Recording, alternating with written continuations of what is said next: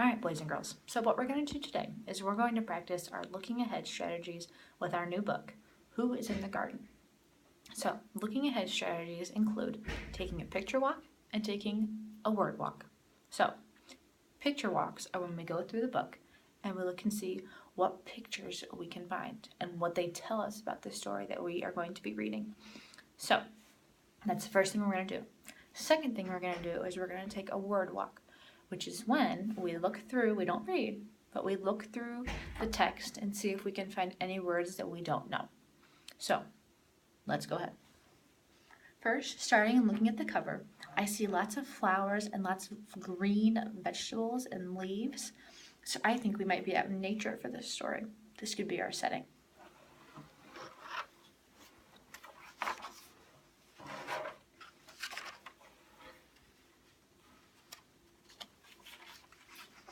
I see a house and a gate. I wonder where the gate leads to. I think it might lead to a garden because I see lots of dirt and flowers and plants.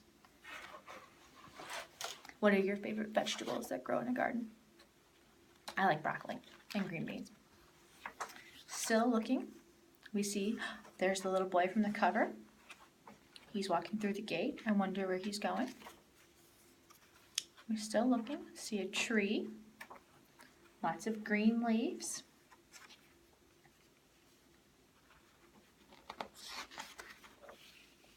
Here we see lots of beautiful butterflies and flowers. I wonder what time of year this story is taking place. I think it's in springtime because in the springtime I see a lot of flowers and a lot of insects and birds. It's very beautiful. I love springtime. Lots of nature. Okay, so that is our picture walk.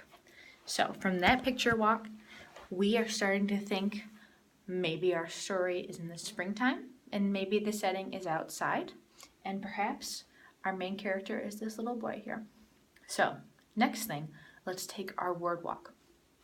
Remember, we're not reading. We're just looking to see if there are any words that we don't recognize.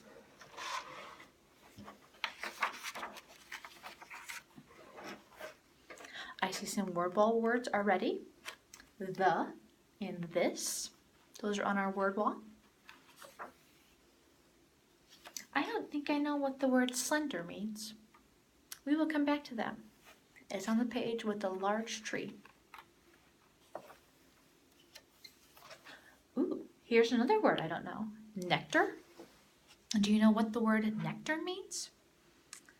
Maybe it's got something to do with the flowers or the butterflies. We will come back to that.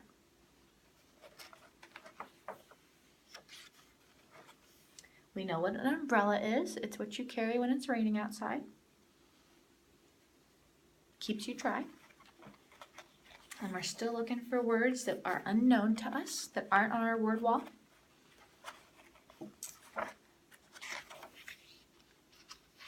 All right. You don't always have to read through the whole book. You can just read through the first few pages to sort of see if you think the book is at your right level or not. So now that we've taken our picture walk and our book walk, I say we start reading. So, Who is in the Garden by Vera Rosenberry.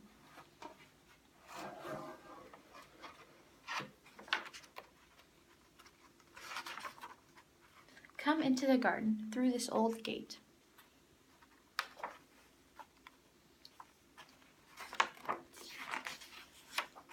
Who is in the garden? We see that at the end of the sentence there's a question mark, so they're asking us, who is in the garden? Do you know? In a tall, slender birch tree with fluttery leaves, wrens weave their way in and out, in and out. Now remember, we didn't know what slender means. So let's look at this tree. If it's tall, we know it's going to go very high up in the sky. And if it's slender, what does that mean?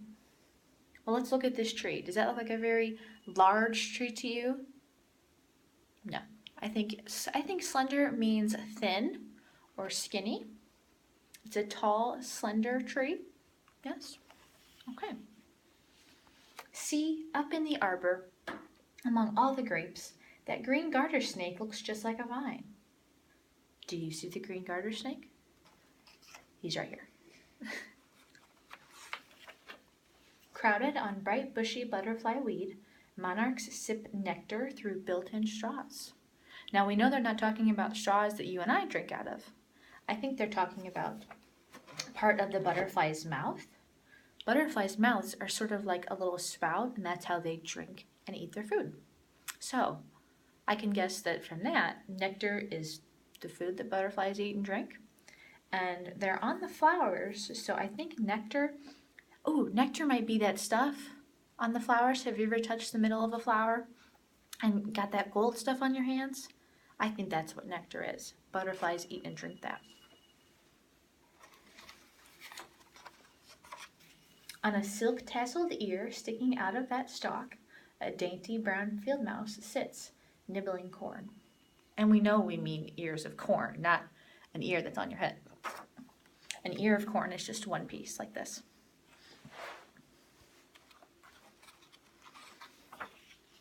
Look under umbrellas the rhubarb leaves make. A box turtle sleeps deep in the cool shade.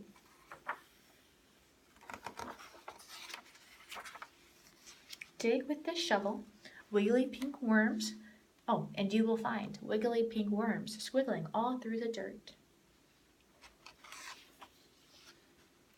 Up in the sunflowers, pecking away, chattering birds crack the crunchy striped seeds. Wasps build a nest with tiny wet mud pies. Watch, but don't get too close. They'll sting. Have you ever been stung by a wasp? I have. It hurt. In the trumpet vine flowers, a red and green flash. A hummingbird darts away and whizzes away. You can see the hummingbird is flying off the page. He's going away. Crawl into this twisty vine secret tent. Long green beans are hanging and no one can see.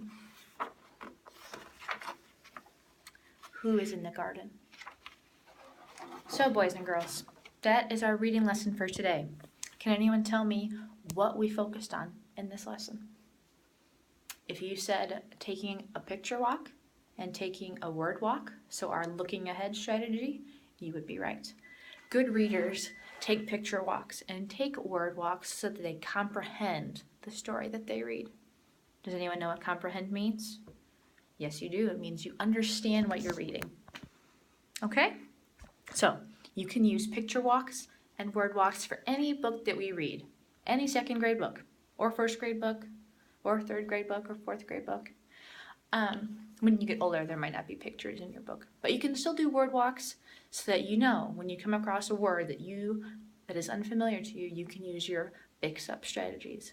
But we will talk about that in our next lesson. Okay?